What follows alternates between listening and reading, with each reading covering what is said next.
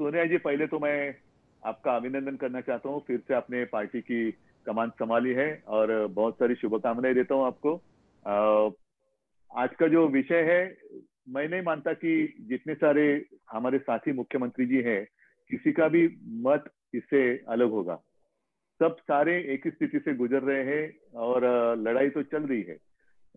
हेमंत जी, पहले जैसे आपने जो बात कही, हमें तय करना चाहिए, अभी एक एक बात तय करना चाहिए, डरना है कि लड़ना है। बिल्कुल बिल्कुल। पहले पहला पहला ये तय करो, नहीं तो ये हमारी चर्चा होती रहेगी, मिलते रहेंगे, चाय पीते रहेंगे, जो भी कुछ, जहाँ आपके यहाँ आएंगे तो आप जो खिलाएंगे हम खाएंगे, हमारे यहाँ आएंगे तो सही इसमें कोई सही, मतलब बिल्कुल नहीं है। बिल्कुल भैया, इसमें कोई बिल्कुल। मतलब नहीं है। लड़ना है तो लड़ना है, फिर जो होगा होगा। और हमारा तो यही है, सत्यमेव जयते। ऐसे कभी बिल्कुल ये नहीं बिल्कुल। कि आज तक कभी सत्तामेव जयते नहीं है, सत्यमेव जयते है।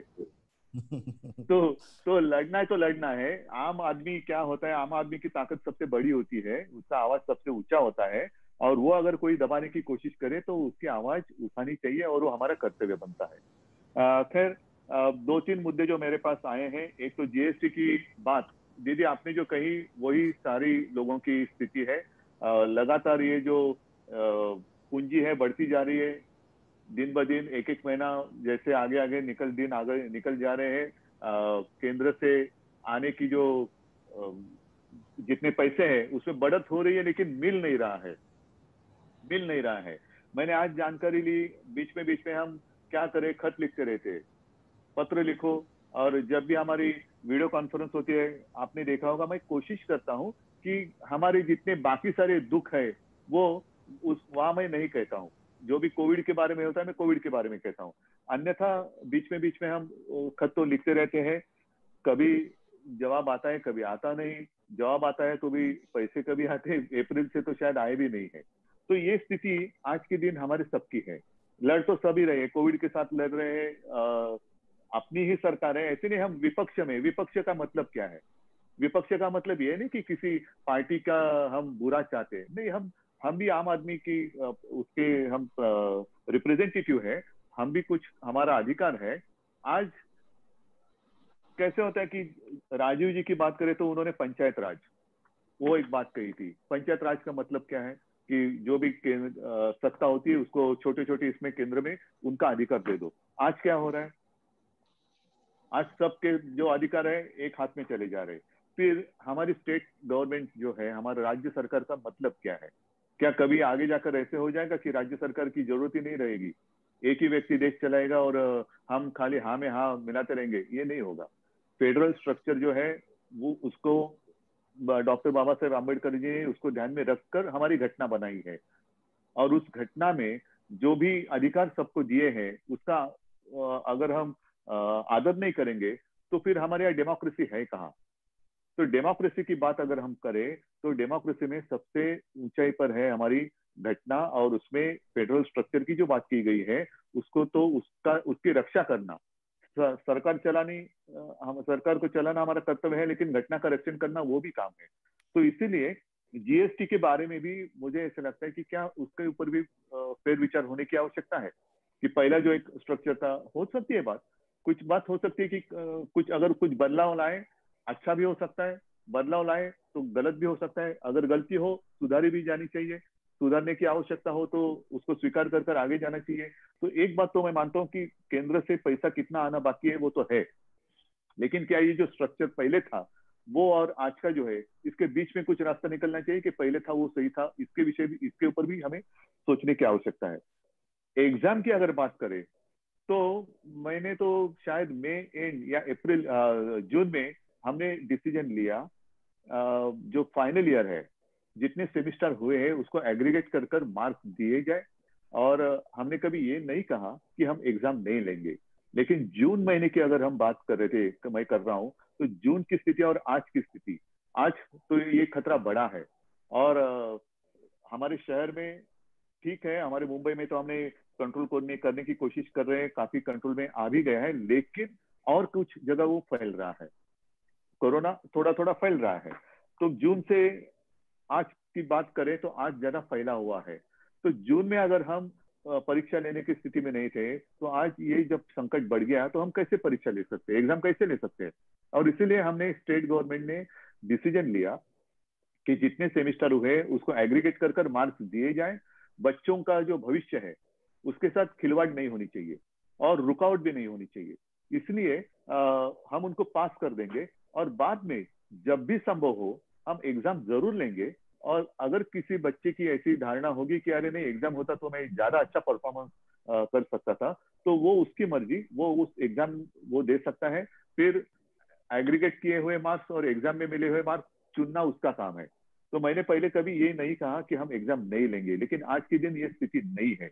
और जैसे कहीं बाहर के देशों की ओर हम देखें, मैंने बीच में खबर पड़ी थी यूएस में उन्होंने स्कूल खोल दी और ऑलमोस्ट 97,000 बच्चे 1 लाख के आसपास वो संक्रमित हो गए। क्या करेंगे ऐसे अगर स्थिति हमारे यहाँ आ गई तो। हमने उद्योग तो मई महीने में ही शुरू कर दिए। आज भी हमारे यहाँ जो इलाका है जो सबसे डेंस पॉपुलेटेड एरिया है मुंबई से लेकर पुणे तक, वहां हमने लॉकडाउन है जरूर है, लेकिन आहिस्ते आहिस्ते आहिस्ते हम इसको खोलते जा रहे हैं। Mission begin again, mission begin again. तो आहिस्ते आहिस्ते खोलने के वक्त शायद कुछ लोगों को ऐसे लगता होगा कि हम काफी स्लो जा रहे हैं। स्लो ठीक है, वो टॉर्टोइज और वो खरगोश, उसकी तो कहानी सबको पता है। जल्दबाजी कर कर कुछ फायदा नहीं होता है। आहिस्ते कदम जाए लेकिन ठीक से डालें तो जो कदम हम आगे बढ़ाएंगे उसको वापस लेने की आपत्ति हम पर नहीं आनी चाहिए। ये सोच समझकर हम आगे जा रहे हैं। तो सारी चीजें हम खोलते जा रहे हैं, ऐसे ऐसे हम खोलते जा रहे हैं। स्कूल, मैंने स्कूल के बारे में भी यही कहा कि स्कूल शुरू कब होंगे, स्कूल शुरू नहीं करेंगे लेकिन एजुकेशन शुरू करेंगे, वो चाहे ऑनलाइन हो या कुछ भी हो, ई लर्निंग हो। तो इस विषय पर भी हम काम कर रहे हैं। जो बात मुझे दिखाई दे रही है एनवायरमेंट की, एक जो बात रहेगी वो भी मैं बता देता हूँ। हमने तो एक लेटर दे दिया है जावड़ेकर जी को। वैसे तो आदित्य ने 2-4 दिन पहले ही प्रधानमंत्री जी को लेटर दिया है एजुकेशन के बारे में, और उसमें आदित्य ने लिखा है कि ये जो एजुकेशन एकेडमिक ईयर है, जैसे फाइनेंशियल ईयर वो आगे बढ़ा है, तो एकेडमिक ईयर भी क्या हम जनवरी से शुरू कर सकते हैं। क्योंकि आज तक देश की अगर बात करें तो हर राज्य की स्थिति अलग अलग है। कुछ राज्य नसीब वाले हैं और वो नसीब वाले ही रहे कि जहाँ उनके यहाँ इसका ये संक्रमण कम हुआ होगा, अच्छी बात है। लेकिन आज के दिन हमारे यहाँ तो वैसे नहीं है। हमारे यहाँ बहुत ही केयरफुली हमें आगे जाने की आवश्यकता है, और इसीलिए आदित्य ने कहा कि एकेडमिक ईयर हम आगे करें क्या, जनवरी से शुरू करें क्या। तो वैसे ही एनवायरमेंट की बात करें, हम क्या करते हैं, विकास चाहिए। हाँ चाहिए ना विकास। हम तो सरकार इसलिए सरकार में आए कि विकास के लिए आए हैं। कुछ लॉकडाउन, परमानेंट लॉकडाउन करने के लिए हम नहीं आए हैं, हम तो विकास के लिए आए हैं। और आप सभी को याद होगा लगभग हमारा सेशन तो उसी दरमियान चलता रहता है।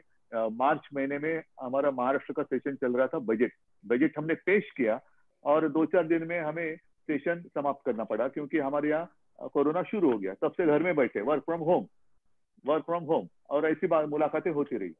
तो विकास के लिए हम तो सरकार में आए हैं, लेकिन विकास का मतलब ये नहीं कि जहां चाहे हम हमारी मर्जी कुछ भी करें, जंगल है तोड़ दो और वहां से कुछ भी करो, नहीं। और इसीलिए खास कर हमारे विदर्भ से एक जाने वाला रेलवे का एक रूट है अकोला खांडवा, वो मध्य प्रदेश से जाता है। वो जाता है बीच हमारे जंगल से, मेलघाट, जो टाइगर का घना जंगल है। तो हमने उनको ये कहा है कि अल्टरनेट कुछ करें, कि हम बीच जंगल से ये रास्ता जा रहे हैं तो हम घुमा कर लेके जाएं तो ज्यादा बस्ती, ज्यादा लोगों को इस्तेमाल होगा। तो कुछ ना कुछ सोच समझ कर करना चाहिए। आसान उत्तर हम जरूर निकाल सकते हैं, लेकिन आगे जाकर हमें आपत्ति आ सकती है। तो ये सारी बातें हमारी होती रहती है। लेकिन दीदी आपने जो बात कही कि हमें मिलते रहना चाहिए। जब भी कोई आपत्ति आती है तो हम भागम भाग करके इकट्ठा आते। क्यों आपत्ति की जरूरत है क्या हमें इकट्ठा आने के लिए? आपत्ति के बिना भी हमें मिलते रहना चाहिए। अगर हम हमेशा साथ रहेंगे तो आपत्ति की क्या हिम्मत है हमारे सामने आने की। हम हमेशा साथ रहेंगे तो आपत्ति भी डर कर रहेगी, अरे ये तो इससे इनके नजदीक जाने में खतरा है। आपत्ति को खतरा महसूस होना चाहिए, हमें नहीं। और ये जो बात हम जो कर रहे हैं ये कॉमन मैन की बात है। जैसे जीएसटी की बात है, पैसा आएगा नहीं तो हम कैसे करेंगे। जैसे आपने कहा कि सारी बातें हम तो फ्री दे रहे हैं, ट्रीटमेंट फ्री दे रहे, ये दे रहे, वो दे रहे।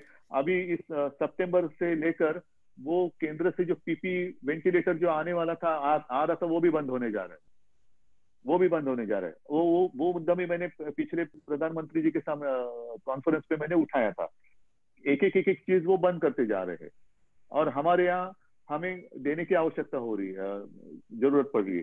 तो ये सारी बातें हमें सोच समझ कर एक प्रोग्राम बनाना चाहिए, और सब मिलकर हम जाएंगे, केंद्र के सामने जाएंगे। ठीक है, हमारा अधिकार है, हम भीख नहीं मांग रहे। जो बात आपने कही वो सच है, भीख नहीं मांग रहे, हमारा अधिकार है, हमारी जनता का अधिकार है। और हमारी जनता, ठीक है, हमें भी वोट दिया है, और साथ साथ प्रधानमंत्री जी को भी वोट दिया है। मतलब ये जनता कोई हमें वोट देने वाली जनता बाहर से आई है और वहां उनको वोट देने वाली जनता यहाँ की है, ऐसी बात नहीं है। एक ही जनता है, जनता तो वही है। लेकिन हम करे तो पाप और वो करे तो पुण्य, ये नहीं हो सकता, ये नहीं होना चाहिए। और इसलिए मैं कहता हूँ कि सोच समझ कर एक प्रोग्राम होना चाहिए, मिलते तो रहना चाहिए। जब भी मौका मिले तो बिना मास्क, आज तो मैं बिना मास्क आपके सामने बात कर रहा हूँ क्योंकि मैं मेरे घर पे बैठा हूँ। हेमंत जी, आप भी, और सारी बातें, क्योंकि हम अपने अपने घर में हैं। लेकिन उस दिन की हम कामना करते, प्रार्थना करते कि जल्द से जल्द ये कोरोना का संकट टल जाए, और हम खुलेआम एक दूसरे के साथ ऐसे आमने सामने बैठकर बात कर सके।